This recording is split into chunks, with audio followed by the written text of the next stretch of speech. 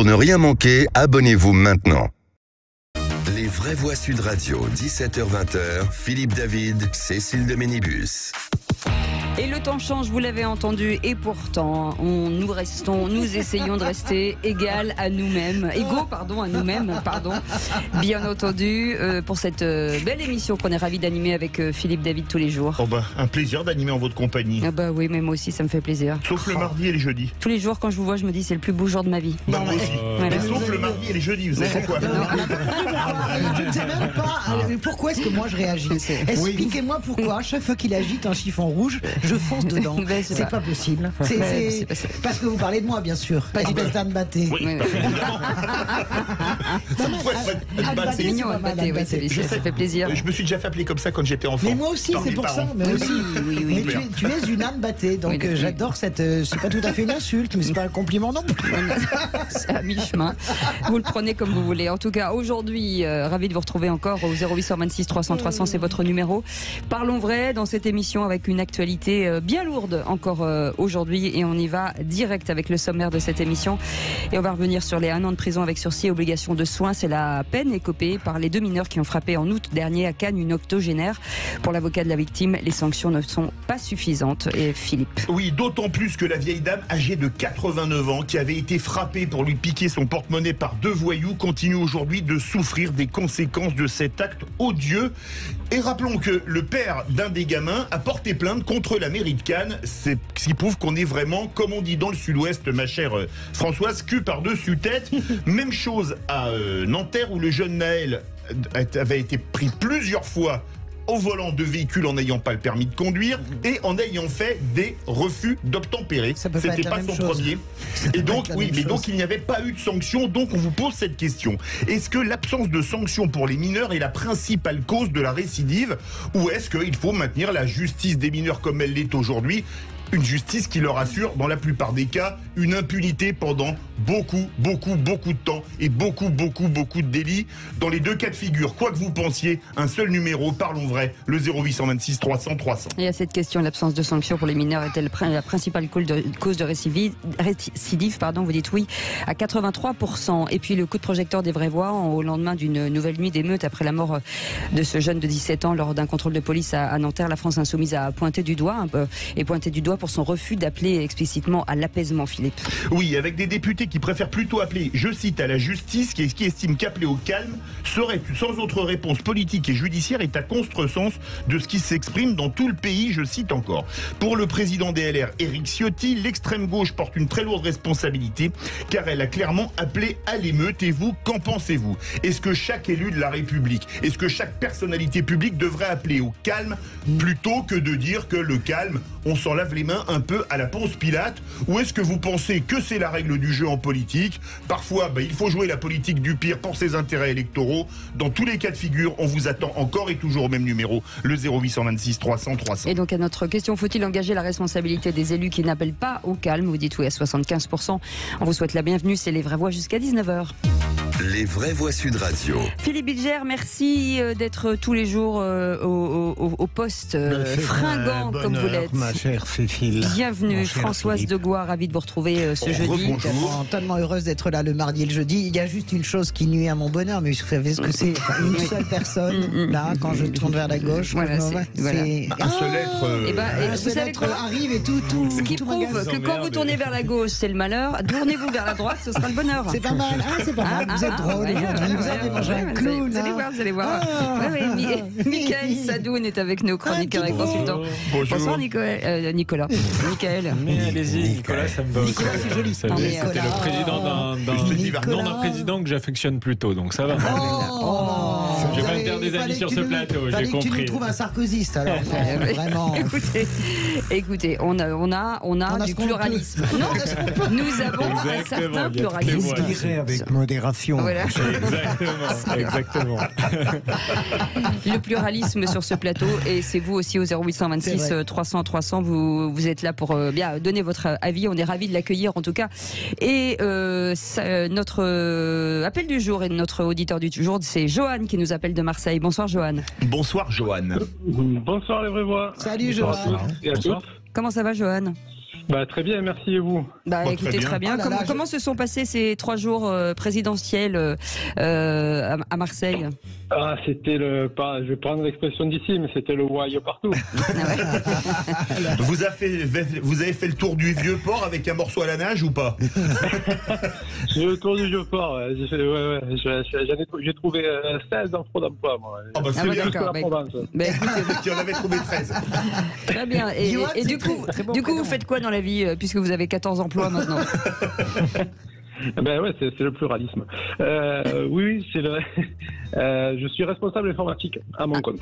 Très bien. Ça peut nous intéresser. Tu pouvais dire le compte de Françoise de Goire, on serait partant. J'adore. Si vous êtes hacker, si vous pouvez faire quelque chose sur le compte bancaire en Suisse de Philippe David, ça me va aussi. Je voudrais des preuves que cet homme cache de l'argent en Suisse.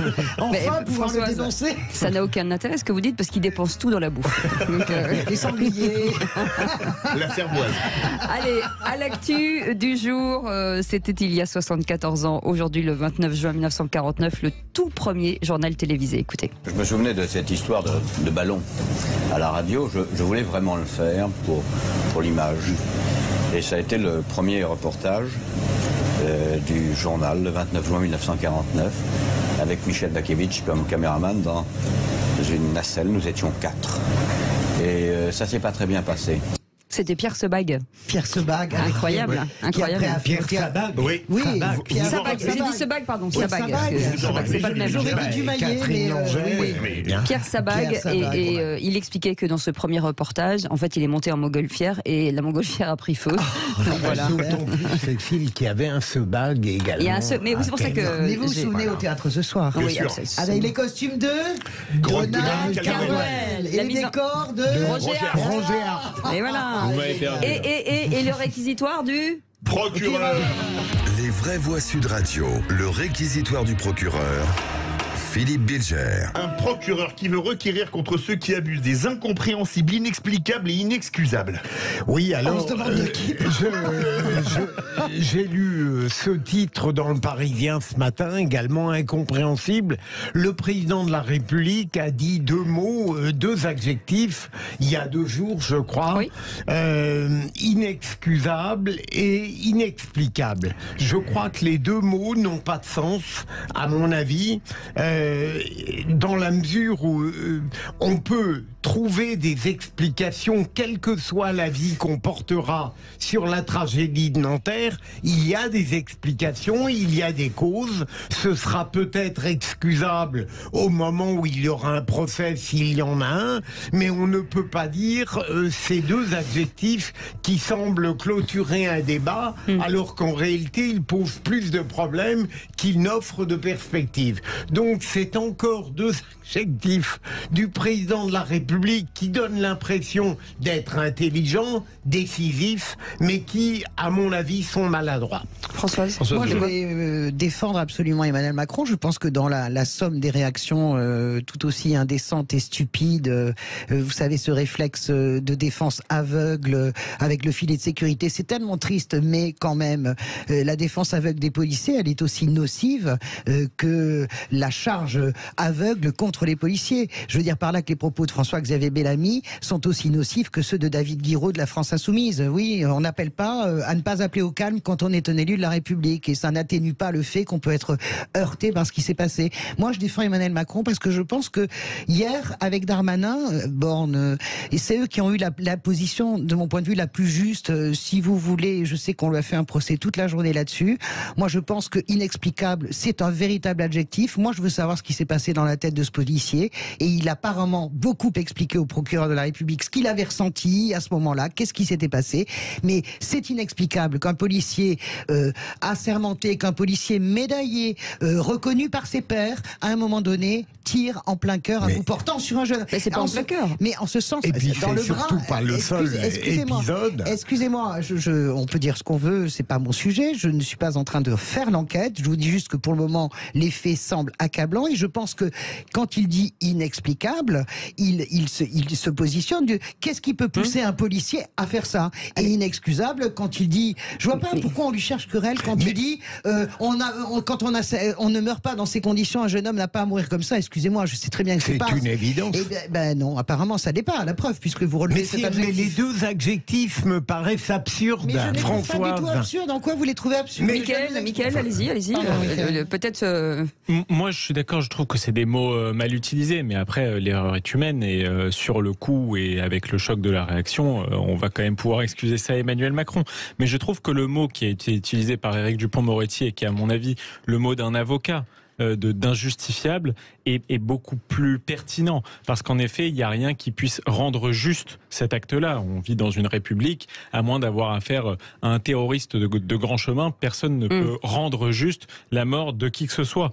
Après, pour ce qui est de l'expliquer, donc l'inexplicable, c'est simplement trouver une chaîne de causalité. Normalement, c'est ce que la justice est censée faire. Et donc, voilà. Et donc l'inexcusable. Et non, mais non, parce qu'on l'a déjà... Non, pardon. Bien sûr, non, mais je suis d'accord. Et pour l'inexcusable, il n'y a pas de crime imprescriptible, en tout cas si la justice a tranché dans un certain sens. Mais justement, voilà. Je suis désolé de vous le dire, il utilise, si vous voulez faire du pointillisme grammatical et la racine des mots, il n'utilise pas impardonnable.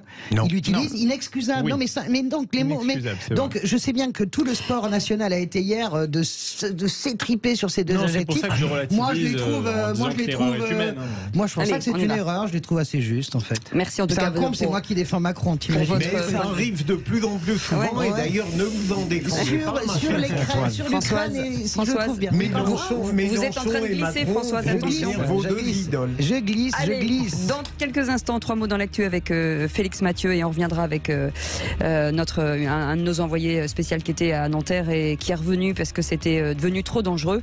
Et puis ce grand débat du jour, Nanterre, l'absence de sanctions pour les mineurs est-elle la cause principale de la récidive? Et on en parle dans quelques instants. À tout de suite. Les vraies voix Sud Radio, 17h-20h, Philippe David, Cécile de Ménibus. Nos vraies voix sont avec nous. On est ravis de vous retrouver. Philippe Bilger est avec nous, Françoise Degois et Michael Sadoun. Et vos appels au 0826 300 300. J'étais en train de le dire. Si vous vous engueulez-vous devant les auditeurs, parce que c'est quand même plus intéressant. Madame de Ménibus, on comprenne et qu'on puisse partager. Vous savez qu'on vous adore. Je suis très heureuse de vous revoir la saison prochaine. Enfin, si on vous revoit. Ah bah pour l'instant c'est pas sûr. Hein. Ah bon? Ah bah non, bah attendez, on sait pas. On ne dit rien pour le mercato. Il ne faut jamais vendre la peau des vraies voix avant de savoir qu'elles sont. Avant de les avoir tués, essayons.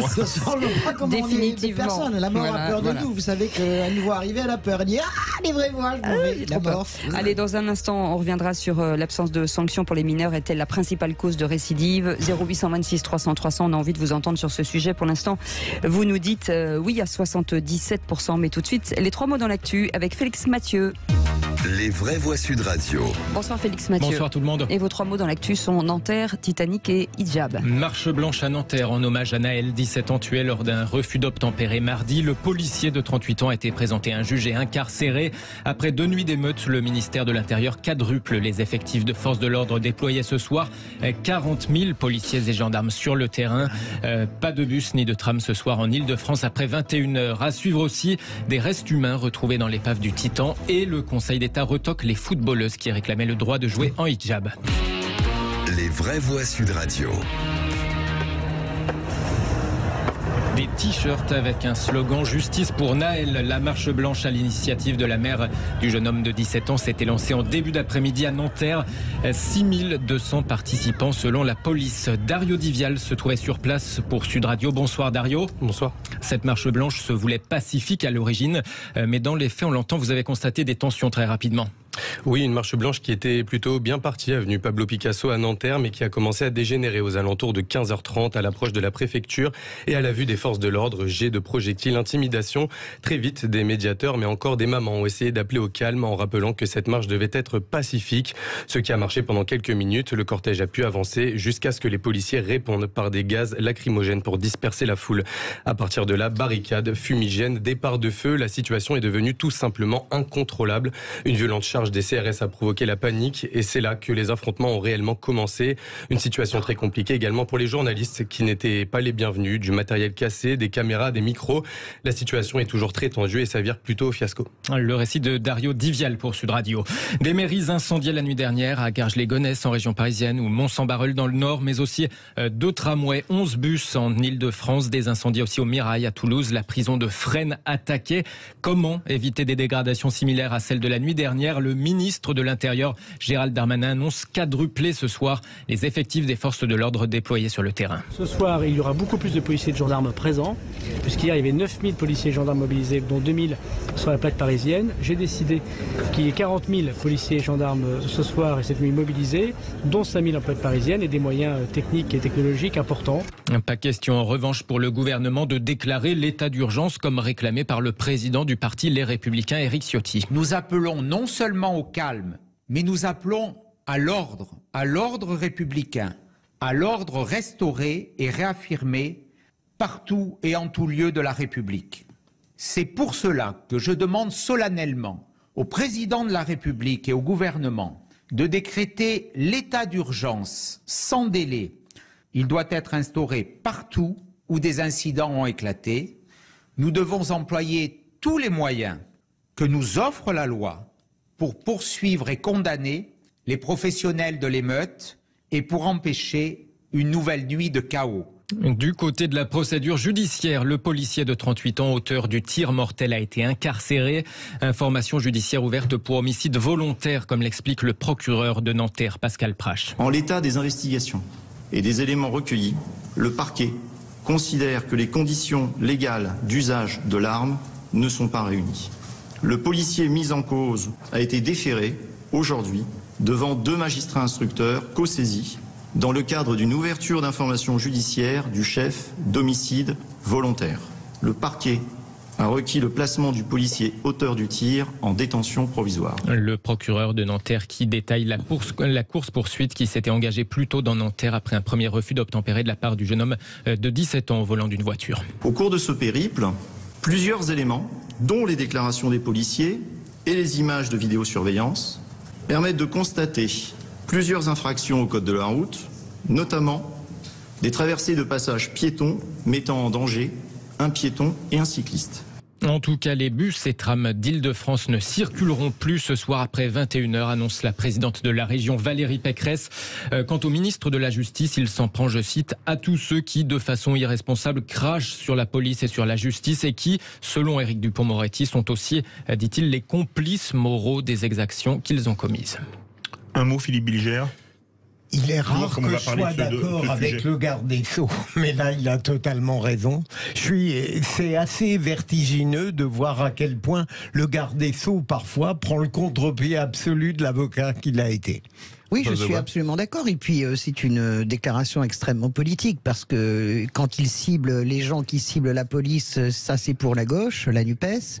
Et quand il cible les gens qui ciblent la justice, ça c'est pour l'extrême droite, la droite la plus dure, toute la galaxie Zemmour. Donc, il fait d'une pierre deux coups. Il faut quand même, bien sûr que si, il faut quand même faire attention. Moi, je trouve quand même que dans cette séquence-là, j'ai regardé encore aujourd'hui, l'exécutif, je trouve, a trouvé la bonne tonalité, c'est-à-dire avec une part d'humanité qui est évidente. Hier, on était dans quelque chose dans l'affliction, et aujourd'hui une forme de sévérité. Après, on n'est pas obligé non plus de faire de la politique à tous les étages. Ce qui s'est passé à la Marche Blanche, ce qui s'est passé hier est indigne, est inacceptable, mais ces événements-là ne doivent pas nous empêcher de réfléchir à ce qui s'est passé aussi cet après-midi à la Marche Blanche, avec ces milliers de gens qui disent leur chagrin, tout simplement. Sadoun. Alors personnellement, moi, même à droite, je n'ai pas vu, même dans la fameuse galaxie Zemmour, de tweets contre la justice.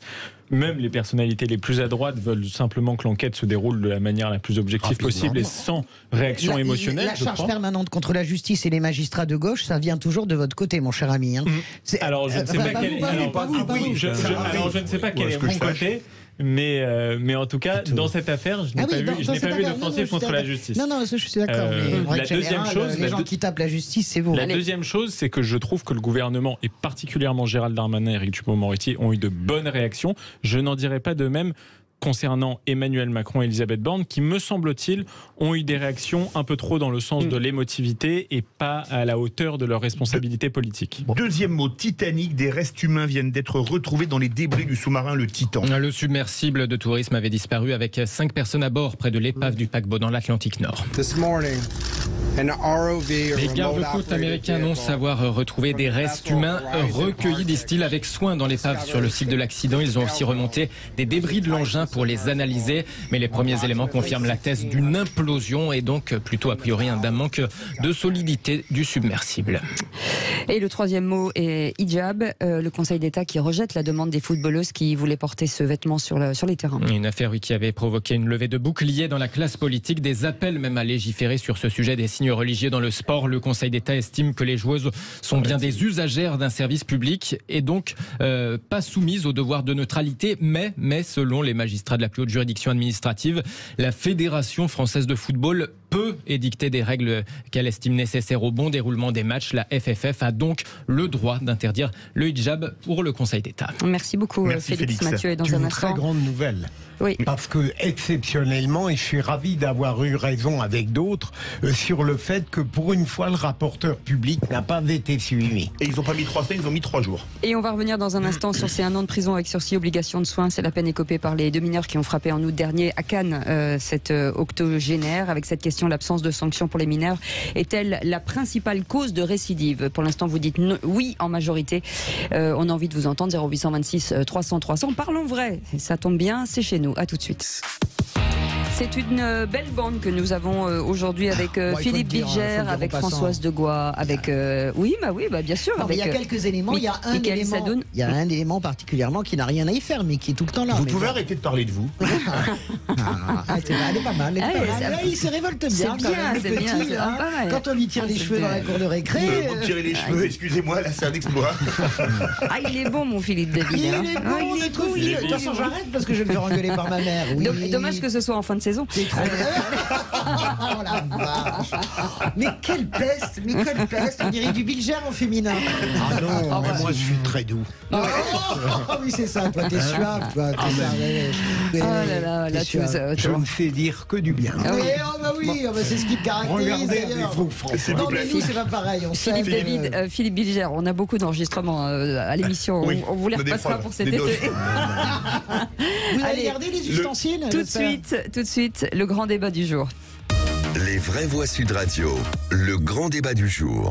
Une agression violente qui a dû être évidemment ressentie comme telle par cette pauvre dame de 89 ans. Les individus sont jeunes, 14 ans, sont connus pour des larcins, ils sont connus pour des recels de vol. Le parquet de Nanterre affirme que Naël était connu de la justice, notamment pour refus d'obtempérer. Être connu service de police, ça veut absolument rien dire. Il y a un casier judiciaire vierge. Nous avons des fichiers de police qu'on appelle les fichiers STIC ou le TAG, avec des individus qui sont fichés alors qu'ils n'ont jamais commis d'infraction. Dans ce type de quartier, c'est assez rare qu'un jeune n'ait jamais été contrôlé ou n'ait jamais été placé en garde à vue. Ce qui est important en matière judiciaire, c'est ce qu'on appelle un casier judiciaire. Lorsqu'il n'y a pas de mention au casier, les éléments ne sont pas précis et c'est très compliqué de les mettre en avant.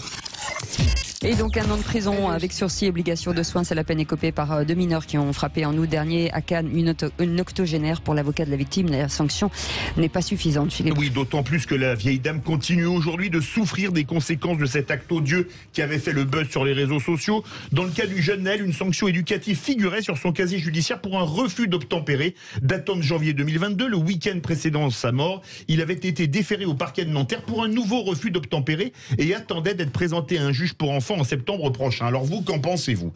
Est-ce que l'ordonnance de 45 qui a été modifiée mais qui n'a pas été particulièrement durcie pose problème pour dissuader les jeunes délinquants qui deviennent récidivistes, multirécidivistes, réitérants, multiréitérants de recommencer leurs méfaits? Est-ce qu'il faut changer cette loi? Est-ce que pour vous l'absence de sanctions pour les mineurs est la principale cause de récidive? Venez nous donner votre opinion au 0826 300 300. Et pour l'instant vous dites oui à 87%. Et pour en parler, Philippe Pichon est avec nous, bienvenue.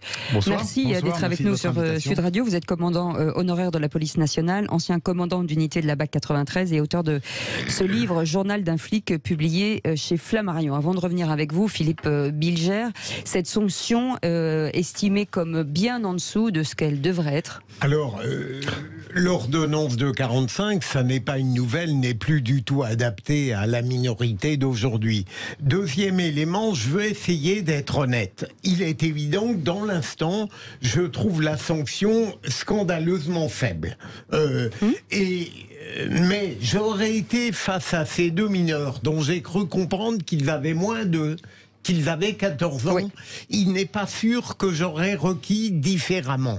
Je veux dire par là que j'ai le sentiment que cet acte gravissime qui a été commis par eux, d'abord du temps à passer et l'indignation malheureusement commence à se déliter, et ensuite c'est une chose de vouloir qu'on les incarcère par une peine lourde, mais quand on les voit à 14 ans avec le profil qui est le leur, 1 an avec sursis, ça n'est peut-être pas si dérisoire que cela à partir du moment où s'ils renouvellent, on tient compte du sursis et ils repartent en prison avec le sursis révoqué et la nouvelle sanction. Donc, pardon, je ne fuis pas mes responsabilités, mais je voudrais bien distinguer le sentiment d'humeur que j'ai, qui me paraît représenter une réaction instinctive, avec ce que j'aurais peut-être demandé si j'avais été face à eux. Oui, ça s'entend. Voilà pourquoi moi j'aime Philippe Bilger, parce qu'il est honnête et qu'il a la justice chevillée au corps, en ce sens que la justice n'est pas la vengeance. Et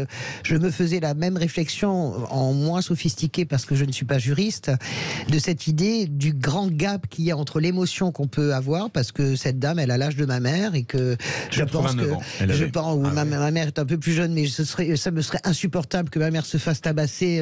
Voilà, donc ça nous parle à nous tous, quelque part, les faits divers, et le fait qu'on a des gamins de 14 ans. Et je regrette tellement infiniment, moi vous savez, je suis pour l'ordre juste, chevillé au corps, je regrette tellement qu'on n'ait pas réussi à mettre en place dans ce pays une alternative à la prison pure et dure. Ségolène parlait bien sûr de l'encadrement militaire, tout le monde avait grimpé au rideau, mais cette idée-là, cette idée que passer par la case prison n'est peut-être pas la meilleure des choses quand on a 14 ans. Le sursis, je pense que quand même c'est une ombre portée. Et pour répondre, mais punir suffisamment. Et pour répondre à votre question, moi je crois que la peur du gendarme ne fait absolument rien quand on est ado. Je pense qu'il y a un tel sentiment, à un moment donné, d'impunité, de toute puissance.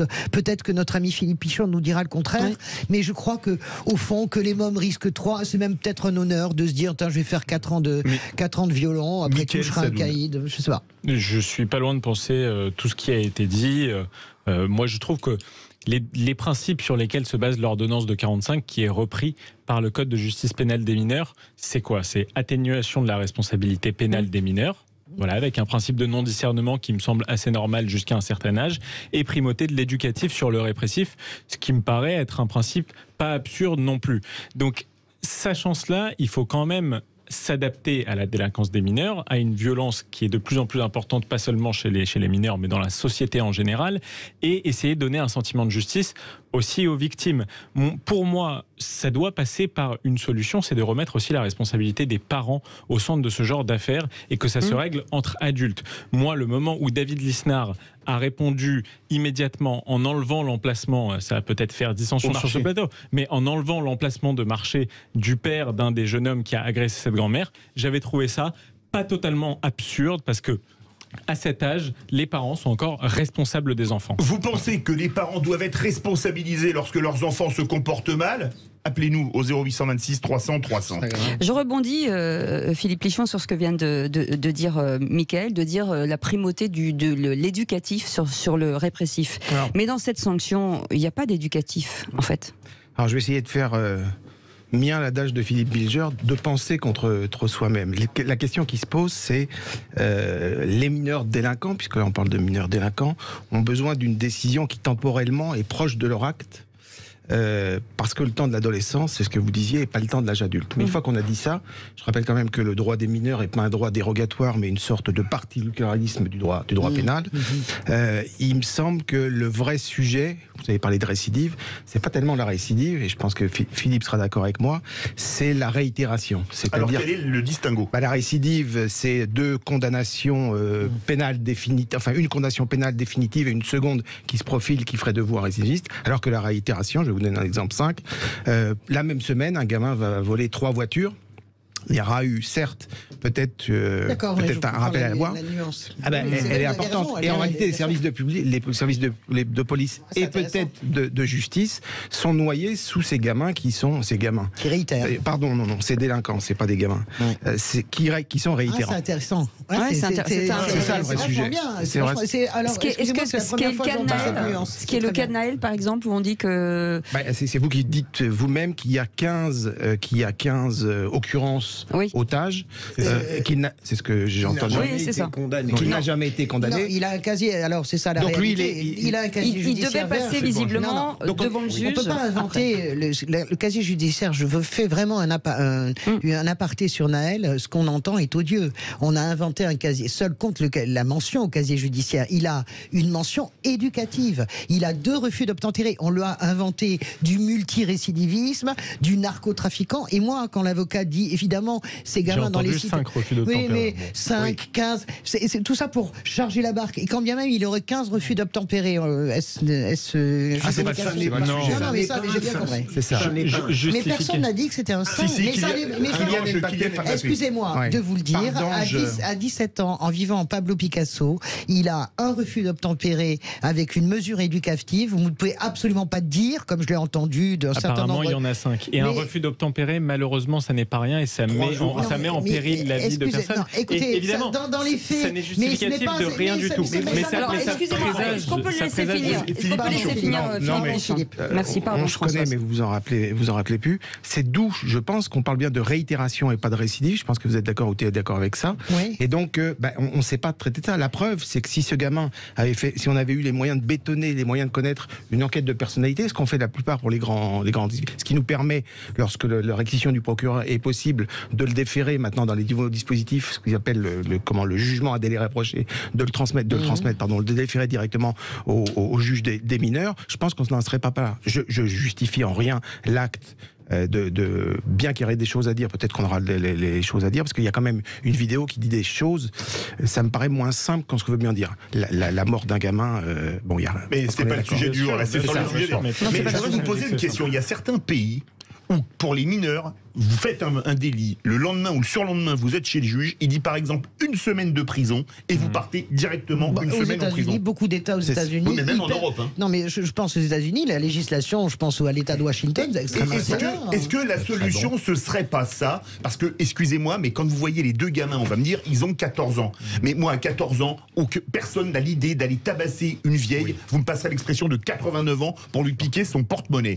Est-ce que quelque part, les envoyer 1 semaine, mais dans une prison avec un encadrement, comme disait Ségolène Royal, militaire, par exemple, c'est pas une prison. où on vous remet... Non, mais on est d'accord, c'est pas une prison. Un centre d'enfermement encadré et où vraiment on vous remet au carré, on vous remet les angles comme il faut, ce ne serait pas la solution. Je suis d'accord avec ça, mais avant la prison ou avant le centre éducatif fermé, il faut une décision de justice. Le problème, c'est que, je pense, sous réserve de ce que vous allez dire, qu'il faut généraliser la présentation immédiate devant les juridictions de mineurs, c'est-à-dire dans un délai très court. Oui. Mais c'est évident, on a fait l'inverse. Si je ne suis plus ça de très près, mais la coupure entre la déclaration de culpabilité et des mois après la condamnation est une absurdité. J'ai une question à Philippe Pichon parce que ça y est, dites pas Philippe tout court, il y en a trop. Oui. Non. J'ai une question qui me paraît parce que je sais que c'est un gros mot parce que tout le monde a fait pipi dessus sur la police de proximité. Mais est-ce que vous n'avez pas le sentiment quand même que cette dégradation dans le comportement des mineurs, ce sentiment de toute puissance puissance. Je roule au volant de grosses bagnoles, je fais le chouf, je gagne 1000 balles par jour. Au fond, est-ce que ce sentiment-là n'aurait pas été atténué par le maintien de la police de proximité, cette capacité qu'ont les policiers, notamment de la BAC, notamment les gens de chez vous, de créer des liens avec la tête un peu dure du quartier, d'avoir la capacité. Est-ce que ça, c'est bini oui ou pas? Alors, la BAC, on avait des liens un peu particuliers qui n'avaient rien à voir avec la police. Paul Prox? Non. Non, mais ça, je sais très bien, mais voilà. Au fond... Au fond, l'argument qui peut être donné, c'est que j'ai été en Seine-Saint-Denis pendant les années 90, la Paul Prox existait, on appelait ça l'îlotage à l'époque, ça n'a jamais empêché les émeutes urbaines. Ça n'a pas empêché. On est d'accord avec ça? Non, je sais pas, je vous pose, c'est un vrai questionnement. Et que c'est pas l'un ou l'autre, c'est-à-dire que... Je ne parle pas des émeutes, mais la dégradation au quotidien de la relation entre les policiers, tout ce qui représente l'autorité de l'État et ces ados, est-ce qu'il va bien falloir qu'à un moment donné, on fait tous partie du même pays, on est tous dans le même bateau, on ne peut pas imaginer à un moment donné qu'on va couper une branche qu'on considère comme malade et qu'on va s'en sortir, ça n'existe pas, ça ne marche pas comme ça la vie. Je suis d'accord. Donc, est-ce que... Mais la Paul Prox, pardon, je vous interromps, n'a pas été évaluée déjà, et les rares évaluations qui ont été locales, ça a été une catastrophe quand même, il faut quand même le dire. Je me rappelle... Pour les petites infractions, je crois que ça pourrait être valable. Je pense. Mais là, ce qu'a dit Philippe, pour les infractions, lorsqu'on a deux jeunes de 14 ans qui agressent, ça renvoie à une sorte d'obscurité morale. Il faudrait savoir qu'est-ce qui passe dans leur tête. Des ados qui agressent des vieux pour leur piquer leur porte-monnaie, ça existe depuis la nuit des temps, pardon de te le dire. Excusez-moi, une question, Michael Sadoun. Est-ce que le plan Borloo, par exemple, destiné, qui avait été proposé à Nicolas Sarkozy, aurait pu être... À Macron. À Macron, pardon, parce que vous m'avez parlé de ça tout à l'heure. À Macron, aurait pu être une solution. Moi, je vous dis très franchement, je pense que ça n'est plus une question de moyens dans ces quartiers. Je pense qu'il y a eu une débauche de moyens avec des milliards balancés avec des plans successifs pendant des années, que ça n'a jamais été une solution. Le département le plus pauvre de France, c'est la Creuse. On n'a pas les mêmes problèmes de délinquance, donc il y a une question certainement de politique de la ville, d'enclavement, de bâtiments qui ont été construits, de densité, évidemment, de concentration de même population. Il y a aussi un problème, désolé, de culture et d'éducation. Et dans ce cas-là, il faut que l'État revienne dans ces territoires et use de la force qu'il a le droit d'utiliser. Voilà. Allez, 0826 300 300 avec Johan qui nous appelle de Marseille. Rebonsoir Johan. Rebonsoir Johan. Rebonsoir. Allez-y. J'abonde un petit peu dans le sens de votre intervenant. Philippe Pichon. Monsieur Pichon, voilà, merci. Pour moi, d'abord, la première responsabilité, c'est les parents. C'est quand vous avez deux gamins de 14 ans qui agressent une dame de 90 ans, comment ont été éduqués ces enfants? Qu'est-ce qu'ils ont dans la tête?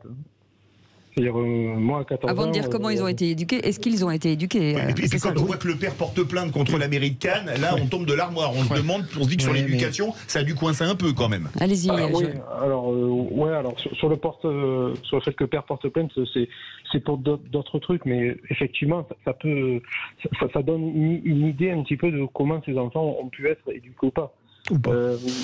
Dans la prise de conscience des mineurs, quand à 14 ans vous êtes en capacité d'agresser une dame pour lui voler son porte-monnaie, je pense pas que d'aller passer une semaine dans un centre de rééducation, ça va changer beaucoup de choses, parce que pour arriver à cet extrême-là, il faut quand même être très très dur dans sa tête. Quel avenir pour ces enfants? Laurent, Johan, pardon, je fais quand même très attention sur la question de l'éducation. Objectivement, vous avez des gens très bien qui élèvent des monstres sans s'en rendre compte. Parce que si on part sur la question de l'éducation, vous avez quand même toute une frange de la classe politique qui passe sa vie à nous faire la morale sur l'éducation et la responsabilité des parents et dont les enfants refusent d'obtempérer, sont sniffés de coke et créent des accidents, je pense. Mais non, mais écoutez, soyons assez... on peut pas dire que c'est pas la même chose. Je veux dire par là que il y a des gens, il faut quand même pas imaginer dans un cas, il y a une volonté intentionnelle de faire le mal. Écoutez, on peut pas dire, l'idée de responsabiliser les parents, je dis faites attention, surtout quand tout le monde dit oui mais moi j'ai pas élevé mes enfants comme ça. On aimerait bien entendre Philippe Pichon justement sur ça. Moi, je suis pas là pour vous politiser le débat, mais la réalité, moi j'ai fait 10 ans en Seine-Saint-Denis en 1990-2000, c'est que depuis 40 ans, la défiance des jeunes, pour la plupart quand même issus des générations de la seconde ou de la troisième génération, la règle c'est la défiance et que la réponse pénale est très largement insatisfaite et que tant qu'il n'y aura pas une réponse ferme, je dis pas forcément carcérale, mais une réponse ferme. On pourra tourner autour du pot. Y a pas. Je vais vous donner un deuxième exemple, si vous permettez. On dit souvent, il y avait une expression, un procureur de Seine-Saint-Denis que je citerai pas, avait dit un jour, les noyaux durs de la délinquance en Seine-Saint-Denis, c'est 5%. D'abord, c'était étayé par un rien, et en réalité, c'est absolument faux. Quand on intervenait dans les quartiers les plus chauds de Seine-Saint-Denis, qui ont souvent des noms de poètes, vous avez remarqué ça, Pablo Neruda, Picasso, qu'ils n'ont pas lu, mais peu importe, c'est quand même des poètes. Il y a beaucoup de Français, même de gens qui vivent pas dans les cités, qui n'ont pas lu Pablo Neruda. Ça ne même pas qui c'est. Ils ne roulent pas forcément des voitures. C'est de dire que il y a une forme de... Le mot de complicité va être fort, mais quand on intervenait, le gars, je parle pas de grands trafiquants là, je parle bien de petits trafiquants, comme ils remplissaient le frigo, la maman ne disait rien, le papa ne disait rien, la sœur ne disait rien, le petit frère ne disait rien. Ça, je l'ai vécu, on peut me raconter. Non, mais c'est vrai. On peut me faire intervenir Françoise Dolto si on veut. C'est plus qu'un échec de l'éducation. C'est un échec de la misère aussi. C'est pourquoi est-ce que les parents, à un moment donné, pourquoi les parents à un moment donné en sont réduits à ce que ce soit les enfants qui remplissent le frigo et qui ferment les yeux. Qui ferme la France soit le pays dans lequel on laisse le plus les gens dans la misère. Non, j'ai pas dit ça. Les parents n'ont pas de moralité aussi. Oui, c'est ça aussi. Mais faites attention, c'est un terrain glissant parce que le jour où vous allez avoir un môme qui va déraper, vous regretterez absolument tout ce que vous venez de dire. Les mômes, comme vous dites, François, ils ont aussi leur liberté. Oui, mais il y a des phénomènes individuels et il y a des phénomènes aussi de masse. On peut percevoir que dans l'immigration récente, il y a quand même une plus grande permissivité, je dirais, à ce genre de phénomène que dans les vagues d'immigration qui leur ont précédé, qui vivaient dans les mêmes situations de misère et de précarité. Je veux bien tout ce qu'on veut. Je voudrais quand même qu'on transforme les cités françaises en espèce de repères de sauvageons pas éduqués par les parents parce que ça n'est pas vrai. Écoutez votre discours, François. Vous entendez pas en fait. Vous parlez des vagues d'immigration, tout à fait permissive à ça. Et donc de quoi vous parlez à part faire une généralisation?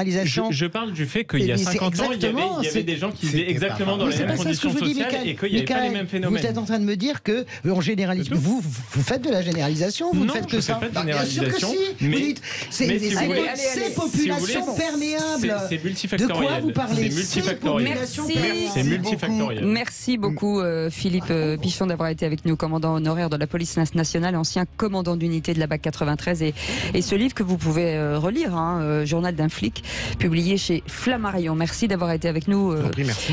Dans un instant, on fait une petite pause et à suivre un grand moment. Qui c'est qui l'a dit? À tout de suite. Les vraies voix Sud Radio, 17h-20h, Philippe David, Cécile de Ménibus. Bienvenue dans Les Vraies Voix jusqu'à 19h avec Philippe Bilger, Françoise Degois, avec Michael Sadoun et Philippe Pichon qui est resté avec nous. Oui, parce qu'on est bien chez vous. À Françoise Degois à 18h. On a passé un deal. On ne met pas de menottes à Françoise, ça pourrait lui faire plaisir. Votre caricature de la gauchiste capalgène. Allez, on a 3 minutes tout de suite. Le quiz de l'actu. Les Vraies Voix Sud Radio, le quiz de l'actu. I love Pichon, c'est bon ça. Et Johan est avec nous. Johan, rapidement, parce que du coup on a perdu un petit peu de temps. Votre adversaire du jour, c'est qui? C'est Michael Sadoun. Est-ce que c'est Françoise Degois ou est-ce que c'est Philippe Bilger? Allez, je suis pas mauvais perdant, je vais jouer contre Françoise Degois. Françoise. Allez, on y va les amis. Qui c'est qui l'a dit? Si on aime son pays, il faut aider le président de la République. Nicolas Sarkozy. Bonne réponse de Michael Sadoun. Nicolas Sarkozy, et bravo. 2-0. Seconde question, qui c'est qui l'a dit? Alors, vous trouvez le nom, Philippe Pichon, vous le dites. La phrase est longue. Qui c'est qui l'a dit? Depuis des années, la posture initiale du ministre de l'Intérieur et de la hiérarchie, c'est de soutenir la version des policières et des policiers, même quand celle-ci, au fond, ne tient pas debout. Alexis Corbière. Non. Nana Bomba.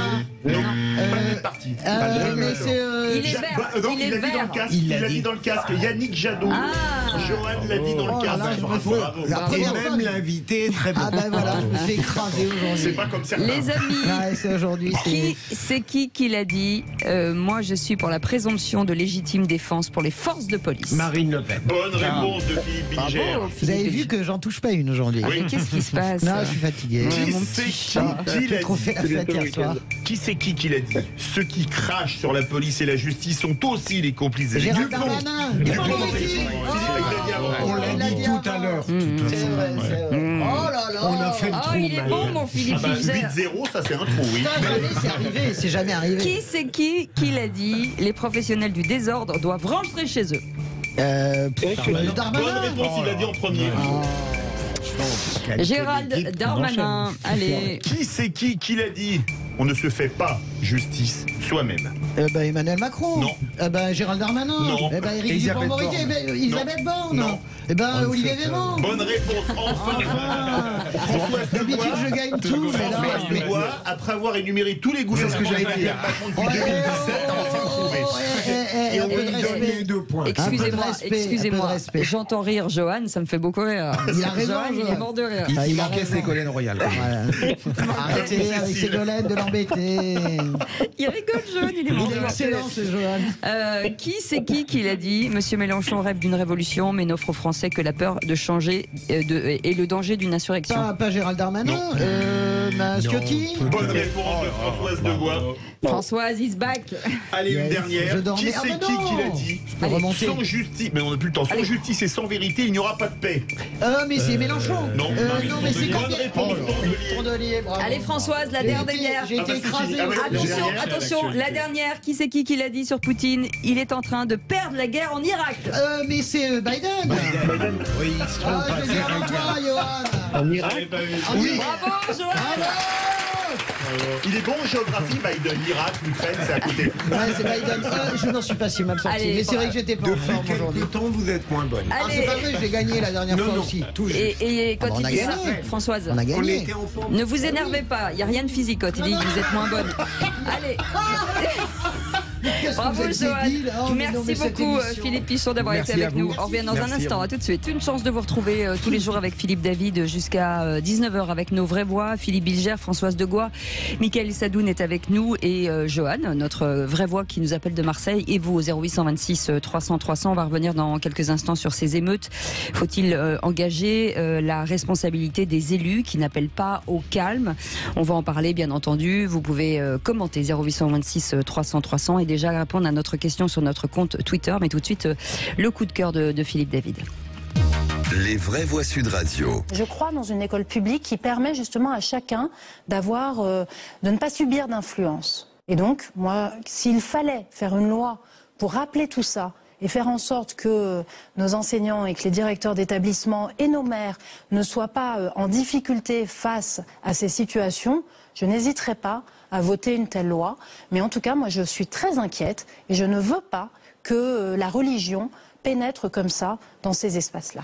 C'était Yael Braun-Pivet hier sur LCP et je tiens à lui dire bravo d'être prête à refaire une loi de 1905 118 ans plus tard. Face à ce que Gérald Darmanin appelle les coups de boutoir contre la laïcité, que ce soit l'abaya à l'école ou le hijab dans le sport, il ne faut surtout rien lâcher, surtout face à ceux qui accusent la présidente de l'Assemblée nationale pour ses propos d'hier d'islamophobie, ce qui depuis Charlie Hebdo consiste à mettre une cible dans le dos de cette personne. Bravo donc à la présidente de l'Assemblée nationale pour son courage et au Conseil d'État qui a maintenu l'interdiction du hijab dans le foot malgré les recommandations du rapporteur. La religion n'a rien à faire dans l'école ou le sport et pour les bigotes et les bigots, faites du foot à la mosquée, à l'église, à la synagogue, où vous voulez, mais de grâce, n'emmerdez pas ceux qui veulent vraiment pratiquer le vivre ensemble. Et bien on reviendra avec Mickaël Sadoun justement sur cette décision du port du hijab dans le sport, mais cette réaction sur Yael Braun-Pivet. Très bien. Alors moi, Yael Braun-Pivet, comment dire, elle est intermittente, hein, pas du spectacle, de la politique. Parfois je la trouve courageuse, d'autres fois je la trouve au comble de la démagogie, comme lorsqu'elle ordonne une minute de silence pour Naël. Mais là, elle avait totalement raison. Moi, je ne peux pas mettre l'adjectif courageuse à Yael Braun-Pivet. Je pense que c'est une des plus mauvaises présidentes de l'Assemblée nationale qu'on ait jamais eue. Je pense que elle se comporte comme on lui dit de se comporter. Ça n'émane pas d'elle. Cette affaire de loi, moi, ça me va très bien. Hein. Si on sépare encore plus, moi, ça ne me pose absolument aucun problème. Yael Braun-Pivet peut-être accorde pour des raisons uniquement politiques hier la minute de silence à Naël, à la demande de Emmanuel Macron, mais elle refuse par exemple une minute de silence alors que tous les bancs de l'Assemblée se lèvent, hein, y compris même des élus du Rassemblement national, je crois, pour les 600 personnes mortes en mer, les migrants. Donc si vous voulez, Yael Braun-Pivet, voilà, elle est une opportuniste qui fait de la politique, mais courageuse certainement pas. Je ne mettrai pas cet adjectif-là sur elle. Mickaël Sadoun. Oui, je suis d'accord avec Françoise. La force de caractère de Yael Braun-Pivet ne m'avait pas sauté aux yeux jusqu'ici. Concernant le fond de ce qu'elle dit, moi je pense qu'on s'éloigne de plus en plus de l'esprit de la loi de 1905 pour aller vers autre chose. Et je considère que ça n'est pas encore assumé par le gouvernement. Donc voilà, j'attends les évolutions suivantes, puisqu'il y aura évidemment d'autres affaires. On le voit déjà avec l'abattage rituel. On en reparlera probablement avec la multiplication des signes religieux dans l'école, dans la rue et dans d'autres sphères. Voilà, mais j'en parlerai plus longuement tout à l'heure. C'est intéressant ce que vous dites, Michael, parce que ça rejoint ce que je dis, mais pas pour les mêmes raisons. Il y a une sorte de taquilla du gouvernement et d'Emmanuel Macron. Emmanuel Macron, c'est un pur... anglo-saxon dans ce domaine. Et je pense que la laïcité à la française, c'est pas quelque chose qui l'intéresse en réalité. Son modèle n'est pas celui-là. Mais tout le jeu est de nous faire croire que il est très attaché à cela, alors qu'en réalité, ça n'est pas son modèle et ça n'est pas son sujet. Voilà. Donc je vous rejoins absolument là-dessus. Merci beaucoup. Allez tout de suite le Top Click avec Félix Mathieu. Les vraies voix Sud Radio, c'est le Top Click. Et il est beaucoup question de Naël, de Nanterre et d'émeutes sur les réseaux sociaux ce soir, forcément. Beaucoup de monde pour l'hommage à Naël à Nanterre, écrit la députée LFI Clémence Guettet avec une vidéo de la marche blanche. Naël, justice, c'est le slogan, avec évidemment dans les commentaires qui répondent à la députée insoumise un mot qui revient, ce fameux procès en récupération.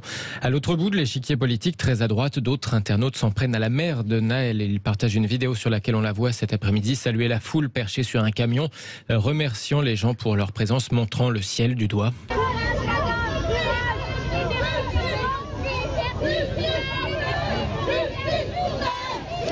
Une scène qualifiée, je cite, de surréaliste par Jean Messia qui écrit « Montée sur un char tout sourire aux côtés d'Assa Traoré, la mère de Naël salue la foule en distribuant les bisous comme si elle était à un mariage ». Image qualifiée de gênante par plusieurs commentateurs, notamment à droite de l'échiquier politique. Alors que la marche blanche à Nanterre a dégénéré en affrontement, Clément Lano sur Twitter poste des vidéos de charges de police censées contenir les débordements.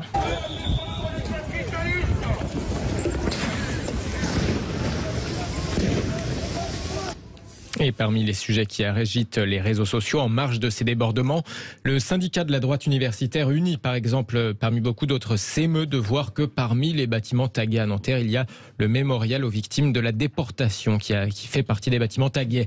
Après les violences urbaines de la nuit dernière, bien au-delà de Nanterre évidemment, la mairie de Clamart, par exemple, dans les Hauts-de-Seine, annonce un couvre-feu de 6h à 21h dès ce soir et jusqu'à lundi matin. Décision similaire du côté de Compiègne, mais de 22h à 6h. Et seulement pour les mineurs de moins de 16 ans non accompagnés. Françoise de Réchir. Je suis assez heurté par la réaction de Jean Messia, d'abord parce qu'on ne sait pas, quand on est une mère, comment on réagit quand on est sous ce choc. Moi, je pense que j'ai vu aussi ces images, on peut les analyser comme quelque chose d'extrêmement choquant. On peut aussi comprendre que cette femme est tout simplement en état de choc et qu'elle ne revient pas et elle ne remonte pas de cela. Moi, ça, c'est ma conviction. Est-ce qu'elle est instrumentalisée, Françoise ? Alors, le deuxième point, c'est ce qui me gêne profondément, c'est véritablement qu'elle est complètement sous la coupe désormais de Assa Traoré. Et moi, je suis extrêmement gêné par cela. Le combat d'Assa Traoré, il est ce qu'il est, on le connaît, on est d'accord ou pas d'accord, elle mène son combat. Mais c'est vrai que hier, c'est Assa Traoré qui fait enregistrer la vidéo à la mère de Naël et qui lui fait rajouter ça sera la marche de la révolte et de la colère. On voit bien que les t-shirts ressemblent tout à fait à Justice pour Adama. Donc, je n'ai pas envie, comment vous dire, je ne veux pas qualifier d'une façon binaire ce qu'a été cette marche, parce qu'on ne peut pas, il faut introduire de la complexité. Dans cette marche, il y a des tas de gens. Il y a des tas de gens qui certains ont énormément de chagrin, ils sont là parce qu'ils ont du chagrin, parce qu'ils sont révoltés, parce qu'ils n'ont pas d'arrière-pensée politique. Vous avez des gens qui ont une arrière-pensée politique. Mais de grâce, foutons la paix à la mer. Nous ne savons pas comment nous réagirions si notre seul enfant venait, il est vivant à 7h du matin, il est mort à 8h. Nous ne le savons pas. Moi, je vois plutôt une femme, dans l'expérience que j'ai des gens qui ont subi des morts, des chocs, des morts par accident. Je vois plutôt une femme qui n'arrive pas à redescendre et à retrouver un comportement normal après un état de choc. Voilà, c'est ce que je vois. Mais instrumentalisé, oui, et ça ne me plaît pas. L'attitude, la photo, je n'ai pas la même perception, c'est du triomphalisme, c'est une indécence absolue, mais chacun peut avoir son opinion. Et ce serait dérisoire si ça n'était pas tragique. Quand j'entends ces manifestants crier justice pour Nahel, ils ne la veulent pas, la justice, en réalité. Sauf si c'est celle qui va condamner très sévèrement le policier après une justice qui ne sera valable que si elle va dans leur sens. La justice, elle est là, qui la laisse fonctionner. Non mais Philippe, moi je pense que quand même, je comprends pas votre dureté par rapport à ça. On n'a plus de temps. Je la comprends pas, franchement. Vous vivez dans une cité, vous avez un de vos copains qui est mort, qui est tué par un policier, mais c'est normal, c'est très bien ces marches blanches, c'est des exutoires à la colère. J'ai rien contre la marche blanche. Mais vous pouvez créer, c'est des slogans, justice pour Nahel, quel est le problème? Enfin, je comprends pas votre dureté. Mais vous n'en savez rien. C'est quoi ces généralisations? C'est comme quand Michael parle des populations. Mais non, mais on ne peut pas être binaire. On n'a pas le temps. On ne peut pas être binaire sur cette affaire, Philippe. C'est pas possible d'être binaire sur cette affaire. Oui, mais François, laissez-le parler, il peut pas parler. Donc, non, mais c'est vous qui l'êtes, François, binaire. Mais non, pas du tout. Vous êtes même unitaire, si j'ose dire. Pas du tout. Et Michael sera de retour dans quelques instants. Allez, tout de suite. Et très bien accompagné aujourd'hui avec Philippe Bilger, avec Françoise Degois, Michael Sadoun et vous au 0826 300 300. Vous savez que vous pouvez commenter cette actu. On a besoin de vous, puisque c'est important d'avoir des vraies voix qui viennent aussi de l'extérieur. Mais en attendant, c'est le tour de l'étape de l'actu des vraies voix. Regardez les actualités régionales. Tour à tour, Finot. On pourrait faire des choses. On discute jamais business à table. Je crois qu'on a vu le tour du sujet. Il me demande mon avis sur l'actualité. Je lui donne. Le tour de table de l'actualité. On ne parle pas business à table, mais on parle actu à table avec Philippe Bilger et une cellule de crise tenue le 29 à 8h après un discours un peu gnangnan, ce que vous dites la veille. Est-ce que c'est bien cohérent? Moi, je ne l'ai pas trouvé indigne. Entendons-nous le premier discours du président après la tragédie de Nahel, mais je l'ai trouvé en effet gnangnan. Je n'irai pas. Je ne lui reproche pas d'avoir violé la présomption d'innocence. À mon avis, il ne l'a pas fait. Mais je lui reproche d'avoir eu un ton dont avec certitude, on pouvait assurer qu'il n'allait pas arrêter l'embrasement qui commençait. Je me demande pourquoi ces présidents, et celui-ci en particulier, ne parviennent pas, avec fermeté et rigueur, dire en gros, je vais être grossier exprès, mais en termes républicains élégamment dit, voilà, il y a eu une tragédie, un jeune est mort, il conduit sans permis, et un policier, à l'heure actuelle, est gardé à vue. Il y a une enquête, il y a une information. S'il est coupable, il sera condamné. Et pour le reste, maintenant, rentrez chez vous. Pourquoi on n'est pas capable d'avoir un président qui, sans démagogie, essaye de calmer les choses? Résultat, après un discours totalement équivoque, tout le monde est contre lui après qu'il l'a prononcé, et le lendemain, il est obligé de faire une cellule de crise à 8h en disant les violences sont injustifiables, alors qu'il les a d'une certaine manière favorisées. Moi, vraiment, si Emmanuel Macron avait pris fait et cause pour le policier, vous ne parleriez pas comme ça. Donc, c'est vous dire à quel point. Mais c'est quand même, honnêtement, je me souviens de 2005, quand j'ai couvert ces émeutes, vous aviez Jacques Chirac l'avait dit avec des roses, même Nicolas Sarkozy surexcité place Beauvau, et c'était lui qui était opposé d'ailleurs à l'état d'urgence. C'était Villepin voulait mettre l'état d'urgence, Sarkozy ne voulait pas en disant il ne faut pas mettre d'huile sur le feu. Donc ça veut dire qu'en la matière, c'est de la dentelle fine qu'il faut faire. Et moi, je ne comprends pas pourquoi tout le monde tombe sur Macron depuis 2 jours. Et moi, je trouve que entre hier et aujourd'hui, et c'est quand même assez rare, noté greffier, l'exécutif, je trouve, a une parole qui est adaptée à la situation. Personne ne pouvait imaginer qu'il arrêterait l'embrasement. Même lui, il savait qu'il ne l'arrêterait pas. Et je redis que Nicolas Sarkozy, tout velléitaire qu'il est, tout radical, tout passionné par l'ordre, eh bien, c'est Nicolas Nicolas Sarkozy lui-même qui s'est battu avec Villepin en Conseil des ministres pour dire il ne faut pas l'état d'urgence parce que ça va mettre de l'huile sur le feu. Donc, encore une fois, je vous le dis, Philippe, j'ai du mal avec vous. Vous avez une pensée beaucoup plus complexe que cela, mais sur ces sujets, pardon, c'est blanc ou noir. Non, et bien là, nous ne sommes pas dans du blanc ou noir. On est dans quelque chose de beaucoup plus subtil. Dans du mou. Non, on est dans du subtil. La France est un grand pays. Vous ne pouvez pas. Les identitaires sont aussi dangereux que les communautaires. Voilà, c'est ça la morale de cette journée et de ces 2 jours qu'on vient de vivre. La pensée identitaire, la défense aveugle des policiers sans aucune nuance. Mais je parle pas de vous. Oui, je parle de Bellamy. Est aussi dangereuse que la charge sur les policiers à la David Guiraud. Surtout, n'allons pas au calme. Voilà, c'est ce que je dis. Je trouve que notre classe politique montre vraiment un niveau extrêmement faible, en fait, en vérité. C'est ça que je pense. Mickaël Sadoun, vous êtes d'accord ? Non, je suis absolument pas d'accord. Je refuse de mettre dos à dos des gens qui soutiennent souvent la racaille, parfois même l'islamisme et le communautarisme, et un François-Xavier Bellamy qui a simplement rappelé la difficulté de l'exercice du métier de policier, les conditions de danger et d'incertitude dans lesquelles les interpellations se faisaient, le temps d'attente nécessaire pour que la justice soit accomplie. Donc je ne mets pas du tout face à face les deux. Voilà. Bon.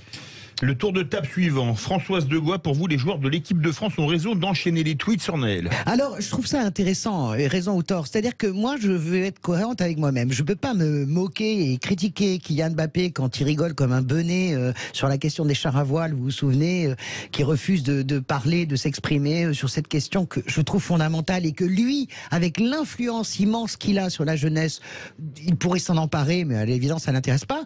Et puis, le critiquer quand il fait un tweet, au demeurant assez soft sur Naël. Moi, ce qui m'a frappé surtout, c'est les propos de Jules Koundé. Jules Koundé, c'est une description de toute la mécanique, de la criminalisation médiatique en plus de Naël, parce que Jules Koundé, il le prend la première journée, c'est terrible. Vous écoutez certaines chaînes de télé, heureusement, et de radio, ce qui n'est pas le cas de la nôtre, vous avez l'impression que vous avez affaire à Pablo Escobar, que Naël, dans la bagnole, c'est Pablo Escobar. Multirécidiviste, narcotrafiquant, rien de tout ça. Et je trouve que le tweet de Koundé extrêmement structuré, le tweet de Aurélien Tchouaméni est extrêmement dur, beaucoup plus dur que même nous ne pourrions l'être dans nos commentaires. Et donc, voilà, je me dis, je me moque tout le temps d'Mbappé quand il dit le football a changé. Je crois qu'il y a une génération, je me souviens de Zidane, on l'avait poussé, tout le monde avait poussé à prendre position en 2002 entre les 2 tours face à Jean-Marie Le Pen. Zidane, il y avait été un trait dans les pieds. Cette génération-là ne se mêlait pas des affaires du monde. Celle de Mbappé s'en mêle et c'est très bien. Celle de Mbappé s'en mêle, mais ferait mieux de ne pas s'en mêler. Lorsque je lis que Mbappé, dans son tweet, dit « j'ai mal à ma France », mais c'est étrange. Est-ce que la France se résume à la couleur de peau ? Faut-il que la couleur de peau soit le gage obligatoire de l'innocence ? Ça m'a scandalisé, ce tweet de Mbappé. Vous avez senti ça comme ça ? Moi, pas du tout. Ouais. Parce que justement, Mbappé, il a défendu Xéclair et Naël. Non, il a défendu Samuel Paty. Je suis désolé, tous les gens qui lui font le procès. Non, mais les gens qui lui font le procès de. Allez, on n'a plus le temps, François, pardon. Mickaël Sadoun, on passe à votre tour de table. Vous voulez parler de la décision, on vous coupe sur la réaction du Conseil d'État contre l'avis du rapporteur. Alors oui, je voulais parler de cette décision du Conseil d'État qui a donc tranché contre son rapporteur. C'est plutôt surprenant, parce que d'une part, c'est assez rare. Dans 90% des cas, le Conseil d'État suit l'avis du rapporteur public. Et ensuite, parce que l'avis du rapporteur, moi, me semble assez conforme au droit en l'état en fait. Qu'est-ce qu'a dit finalement le Conseil d'État ? Que les joueuses qui représentaient la France dans des matchs internationaux, etc., remplissaient une mission de service public, donc elles étaient apparentées à des agents du service public et donc elles étaient astreintes à un devoir de neutralité. L'autre chose, que la FFF avait en fait la responsabilité d'assurer la bonne tenue des matchs et que l'affichage de signes religieux sur le terrain pouvait s'opposer à la bonne tenue de ce match pour des raisons sportives ou simplement pour des affrontements de communautés. Moi, je trouve que on est en train de sortir un petit peu de l'esprit de 1905 et de la laïcité stricto sensu pour aller vers autre chose. Je trouve que c'est une malhonnêteté que de ne pas le dire à parfois des musulmans qui ne doivent pas comprendre totalement les attaques répétées contre les manifestations religieuses. Je trouve que le vrai sujet et dont on ne parle pas, c'est l'insécurité culturelle créée par un grand nombre d'immigrés qui sont venus en France, qui ont envie de pratiquer leur religion normalement, et ça dérange de plus en plus puisqu'il y a une multiplication de ces signes à tous les niveaux de la société, dans l'habillement, dans l'abattage rituel, dans la manière de se nourrir, et je pense que ce débat mériterait d'être posé en ces termes-là, parce que je trouve que c'est ne pas être honnête envers nos compatriotes musulmans que de leur faire passer la laïcité pour ça. Merci beaucoup, Michael Sadoun. Vous restez avec nous dans un instant. Le coup de projecteur des vraies voix. On va revenir sur ces émeutes, forcément. Faut-il engager la responsabilité des élus qui n'appellent pas au calme? C'est une vraie question. 0826 300 300. Pour l'instant, vous dites oui à 77%. À tout de suite. Les vraies voix Sud Radio, 17h-20h, Philippe David, Cécile de Ménibus. On est ravis de vous retrouver, on est ravis surtout de pouvoir vous donner la parole et pouvoir essayer de vous apporter le maximum d'informations, le maximum d'avis différents, parce que c'est important aussi d'avoir un peu de discernement avec Philippe Bilger, avec Françoise Degois et avec Michael Sadoun. Et vous qui nous appelez tous les jours au 0826 300 300, et merci beaucoup pour votre fidélité. Tout de suite, le coup de projecteur des vraies voix. Les vraies voix Sud Radio, le coup de projecteur des vraies voix. Et donc au lendemain de cette nouvelle nuit d'émeute, après la mort de ce jeune garçon lors d'un contrôle de police à Nanterre, la France insoumise s'est pointée du doigt pour son refus finalement d'appeler explicitement à l'apaisement, Philippe. Avec des députés qui préfèrent plutôt appeler, je cite, à la justice et estiment qu'appeler au calme, je cite encore, sans autre réponse politique et judiciaire est à contresens de ce qui s'exprime dans tout le pays. Pour le président DLR Éric Ciotti, l'extrême gauche porte une très lourde responsabilité car elle a clairement appelé à l'émeute. Est-ce que pour vous, chaque élu, chaque personne qui a une responsabilité politique, médiatique, culturelle, sportive devrait appeler au calme, ou est-ce que c'est assez logique parfois? Écoutez, il y a des intérêts politiques. Il faut, vous me passerez l'expression, remettre une pièce dans le jukebox pour espérer en tirer des revenus dans les urnes quelques mois plus tard. Dans tous les cas de figure, appelez-nous au 0826 300 300. Donc, faut-il engager la responsabilité des élus qui n'appellent pas au calme? Vous dites oui à 77%. Avant de revenir avec vous, les vraies voix, Antoine Mézère est avec nous, puisque vous étiez, bonsoir. Antoine, bonsoir, à Nanterre, avec des difficultés pour les journalistes de travailler. Et donc vous êtes revenu à la rédaction tout à l'heure, mais on va faire un petit récit avec vous, une rétrospective. Oui, on avait quand même senti un vrai élan populaire venant d'un peu partout de toute l'île de France. C'était réuni à Nanterre, pas très loin de la préfecture, dans la cité des Pablo Picasso. On a très vite compris que les journalistes n'étaient pas forcément les bienvenus, des caméras, des micros cassés par des manifestants. On couvre pour Sud Radio très régulièrement des conflits sociaux, comme la manif pour la réforme des retraites, mais très rarement notre présence a autant dérangé sur place. Lors de la marche, un camion transportant notamment la mère du jeune Naël, accompagnée par la famille Traoré, avec des t-shirts « Justice pour Naël » qui étaient aux avant-postes de ce cortège. À plusieurs tentatives, des très jeunes ont essayé de provoquer les forces de l'ordre, mais très vite, des médiateurs de la cité ont calmé le jeu. Mais aux alentours de 15h30, au moment où le cortège est arrivé, à côté du lieu du décès du jeune de 17 ans, c'est là où la situation a totalement dégénéré. Une violente charge des CRS a provoqué la panique et c'est là que les affrontements ont commencé et qui durent maintenant depuis plus de 3 heures. Ce qu'on peut vous dire, c'est qu'un hélicoptère vient d'être déployé pour survoler Nanterre et guider les forces de l'ordre, ainsi que le RAID, la BRI et le GIGN sont mobilisés en réserve. D'après les sources policières, il y aurait eu 6200 personnes, dont 1000 perturbateurs, qui ont participé à la marche blanche, dont 7 interpellations à 17h. À côté, pas très loin, un concert du groupe de musique Maroon 5 doit avoir lieu à la Défense Arena, ce soir accueillant 40 000 personnes et celui-ci est très menacé. Également, ce qu'on peut dire, c'est qu'Emmanuel Macron, qui est en déplacement à Bruxelles aujourd'hui, suit de très près la situation avec sa première ministre Elisabeth Borne et ses ministres.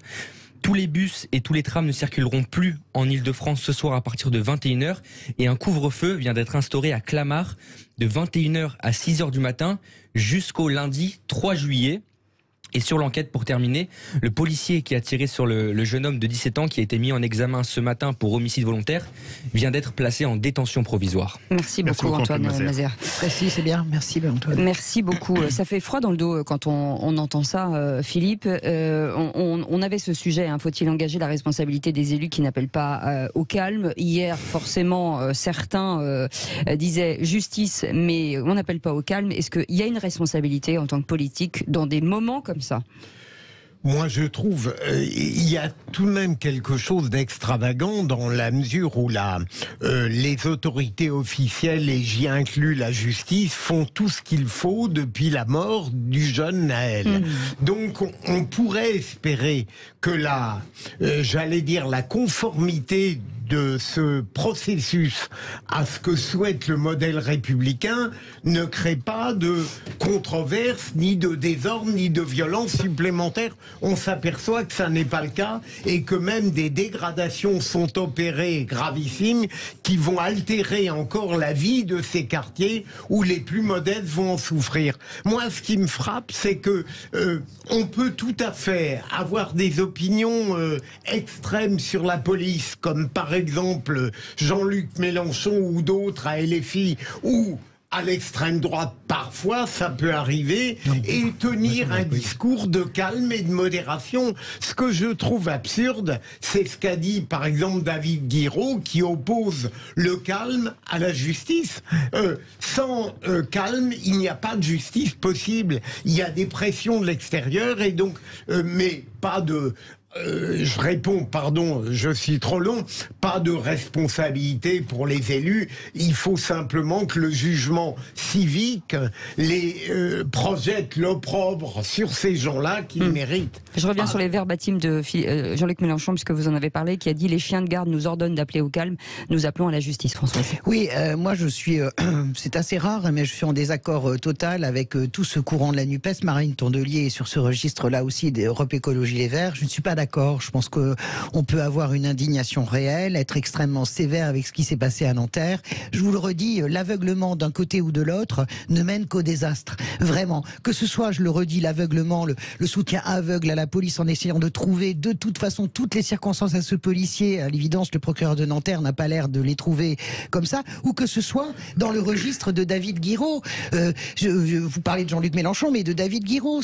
Moi, j'ai bondi quand je l'ai entendu hier dire « Je n'appelle pas au calme ». Ça, ce n'est pas possible. Ça n'est pas parce qu'on appelle, comment dirais-je, qu'on est profondément heurté, profondément choqué humainement, de façon républicaine par la mort de Naël, que ça enlève la moindre force au fait d'appeler au calme. Personne ne peut se réjouir aujourd'hui de ce qu'il peut se passer. J'ai couvert 2005. La différence avec 2005, c'est que cette année, c'est beaucoup plus violent, que les banlieues sont beaucoup plus armées, qu'il y a quelque chose qui s'est... Il y a des verrous qui ont sauté. Qu'est-ce que veulent les députés? Qu'est-ce que veulent les gens du Rassemblement national quand ils passent leur vie à soutenir de façon éhontée, sans aucune nuance, quoi qu'il advienne, la police, ça haïsse que les foules. Mais quand David Guiraud dit je n'appelle pas au calme, se dire allez-y, cassez tout. Eh bien, est-ce qu'on veut quoi? On veut des morts? On veut un policier mort? On veut un nouveau jeune ou un militant ou quelqu'un qui passe par là mort? Moi, je ne veux pas ça. Il y a une réalité aujourd'hui, l'heure est grave. Elle est gravissime. Je ne suis pas d'accord avec mes amis de la gauche. Vraiment, là-dessus, je pense que c'est une faute en plus de sa politique. Je ne comprends pas comment on peut imaginer et se jeter les deux pieds dedans. Aujourd'hui, on a une France. Ce qui se passe dans les cités, c'est la France aussi.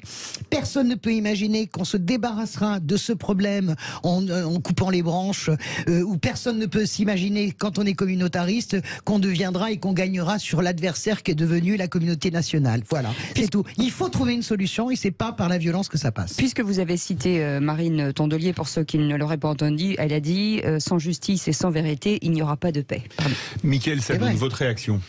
Est-ce que pour vous, c'est jeter de l'huile sur le feu de refuser d'appeler au calme quand on est député quand même? Ces députés, c'est pas rien. Oui, l'absence de parole est aussi signifiant que la parole politique. Donc, en l'occurrence, je trouve qu'il y a une complicité tacite de cette NUPES avec la violence qui se déroule dans les rues. Moi, je ne suis pas pour judiciariser ça. Je crois en l'exercice de la démocratie pure et parfaite. Si les électeurs se rendent compte de ce genre d'attitude, je suis convaincu qu'aux prochaines élections, ils auront peut-être moins propension à voter pour la NUPES, à moins qu'il y ait une majorité de révolutionnaires dans la population, ce que je ne pense pas. Mais Gérald Darmanin dit après, il y a quand même une zone grise, et je pense que Gérald Darmanin va dans ce sens-là, c'est que il y a une liberté d'expression, et notamment pour les élus, mais elle est quand même restreinte par le fait de ne pas mettre en danger les institutions qui garantissent cette liberté d'expression. Or, les gens qui actuellement foutent le chaos dans la rue, mettent en danger les institutions. Vous parlez des manifestants, j'espère que vous n'êtes pas en train d'expliquer, c'est pas Mélenchon qui a tenu le revolver qui a tué Naël. Mais Mélenchon a une grande complaisance vis-à-vis des mouvements de violence qui se déroulent actuellement dans la rue. Quand il y a eu des mouvements néo-nazis qui ont défilé dans Paris, qui étaient 500 personnes, qui ont fait moins de désordre que ça, Marine Le Pen comme Éric Zemmour se sont désolidarisés immédiatement. C'est pas qu'ils ont pas réagi, ils se sont désolidarisés immédiatement. Là, on a des violences dans la rue qui cassent tout, qui défoncent des dizaines de bâtiments publics. Il y a 40 000 policiers qui vont être mobilisés ce soir dans la rue. Des gens qui brûlent des écoles, des gens qui brûlent des mairies. Qui votent LFI, ces gens-là, mais qu'est-ce que vous racontez? Et la NUP se désolidarise de la République en ne disant rien sur ces violences. C'est tout. C'est pas vrai. D'abord, ils ont réagi aux violences ce matin. Ça, c'est pas vrai. Et on parle pas de ça. Quand ils disent qu'ils appellent pas au calme, c'est quand même une manière de se rendre complice de ce genre de violence. Vous vous rendez compte un peu dans quel monde vous vivez? Vous pensez que Marine Le Pen, Éric Zemmour... Dans le fond de la majorité des gens, à mon avis, dans ce pays. T'as raison, oui, mon copain. Tu penses que... Pourquoi est-ce que la NUP se désolidarise? C'est des militants LFI qui défilent dans les rues ou des militants socialistes? En ne dénonçant pas ce genre de phénomène et en s'en rendant même complice, puisque Antoine Léaumont, comme Carlos Martins Bilongo, descendent sur le terrain pour défendre ces personnes, parce qu'ils veulent faire partie de ces personnes. Ils veulent s'immiscer dans cette violence en voulant devenir les représentants de cette violence. Donc, je les mets en cause. Est-ce qu'on peut être un peu subtil en se disant que... Je suis tout à fait subtil. Non, pas du tout. Mais la subtilité n'empêche pas la vérité. Non. Est-ce qu'on peut être subtil en se disant que ce qui s'est passé hier, il y avait même des black blocs, j'en discutais avec des policiers, il y avait même des black blocs hier. Est-ce qu'on peut mettre une nuance entre... Est-ce que vous avez déjà vu la NUPES protester contre les black blocs aussi pendant les réformes? Pendant la réforme des retraites, ils ont été parfaitement invisibles. Ça n'est pas vrai. Je vais terminer en disant pourquoi est-ce qu'il y a quand même une différence entre être dans les rues avec les black boss et tout casser et être dans une manif de soutien? C'est quoi votre sujet? C'est-à-dire que les gens qui ont manifesté cet après-midi pour vous, c'est les mêmes qui brûlent? Non, c'est pas vrai. Non, j'ai pas dit ça.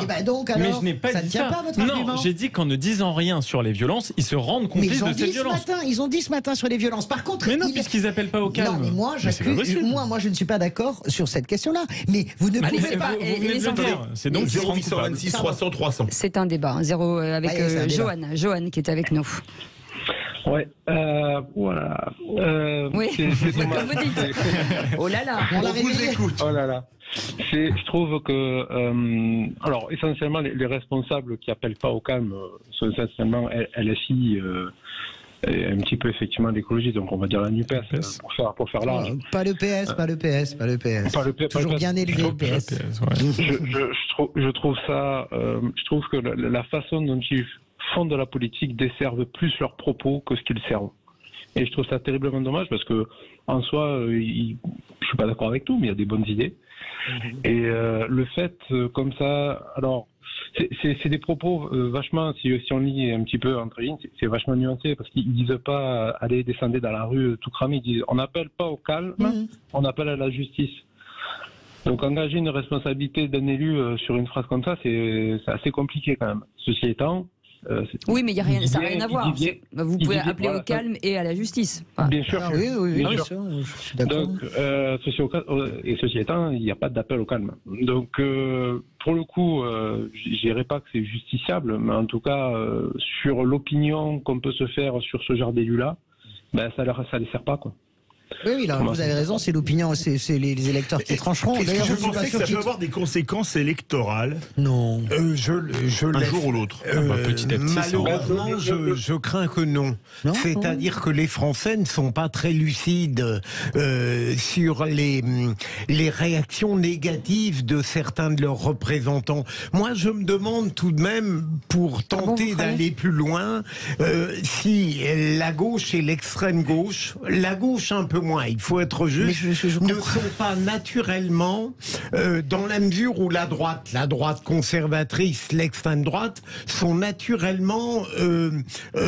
accordé aux forces d'ordre, d'autorité, à la police, à la gendarmerie, à tout ce qui est de nature à apporter la stabilité à un pays. Est-ce que la gauche et l'extrême gauche ne sont pas naturellement voués à prendre le contraire?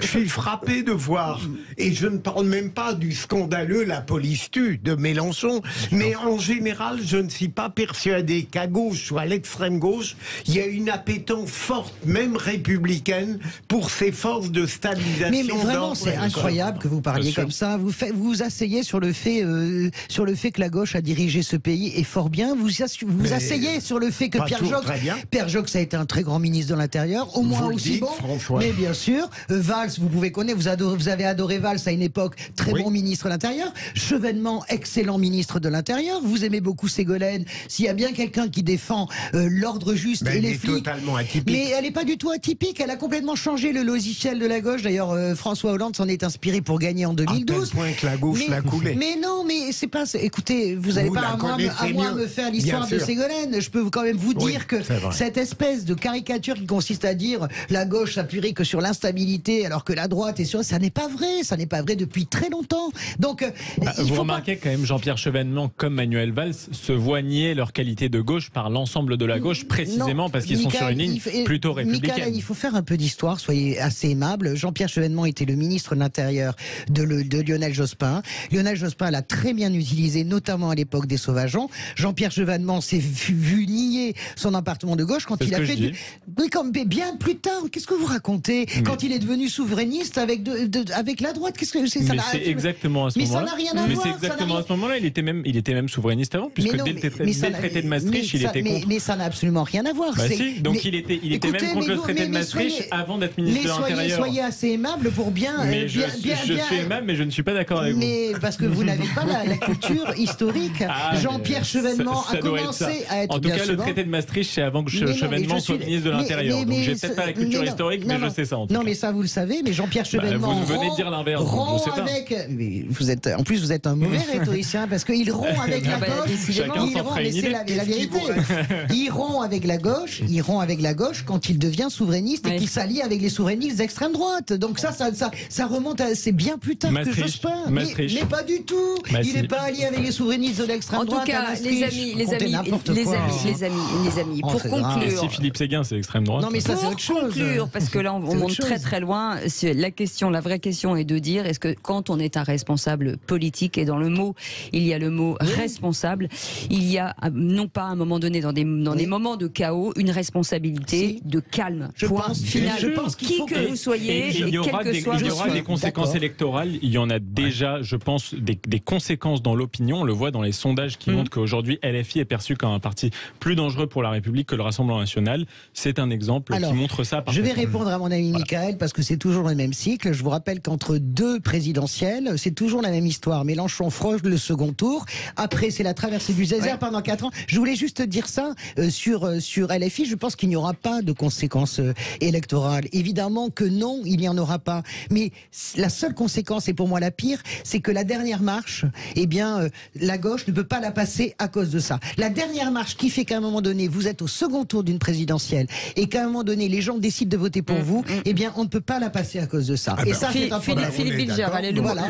Alors, il fallait voir une responsabilité intellectuelle et politique de ne pas appeler au calme, bien sûr, mais j'avais cru comprendre que dans votre question, il y avait même à la limite une sanction possible, surtout pas un jugement civique et démocratique contre ces gens qui n'appellent pas au calme par une conception perverse de l'idéologie. Et donc quand le citoyen moyen fait une bêtise, il est sanctionné, et quand un responsable politique n'appelle pas au calme et de l'huile sur le feu, il n'est pas sanctionné. Je pense que vraiment Mélenchon a tort de recommencer dans sa logique chien de garde, c'est-à-dire en gros les médias. Non mais là-dessus, peut-être, mais Jean-Luc Mélenchon, il a une autorité morale, et c'est le groupe le plus puissant à gauche, et je pense que depuis 2 jours, il a tort, il retombe dans ses vieux travers, il faut qu'il se corrige. Corrige-toi, Jean-Luc. Allez. Merci en tout cas, restez avec nous, on revient dans un instant, on fait une petite pause et on va prendre la direction de Béziers. Pour le forum de Béziers dont Sud Radio est partenaire, ça se tient demain au stade Raoul Barrière. stade d'un club mythique du rugby français. On va retrouver Philippe Guillard, alias Laguille. Vous vous souvenez, ancien Philippe rugbyman, Guillard, qui vient de sortir un film.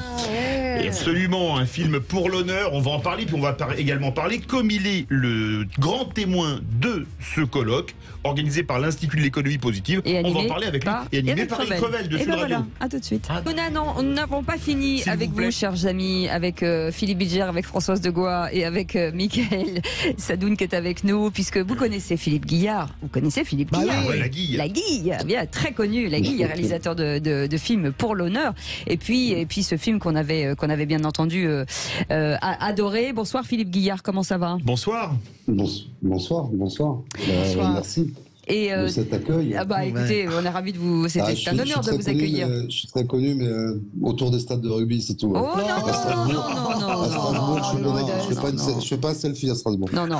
Autant moi, je suis une demi-vedette, mais vous êtes une star. Hein, c'est pas pareil.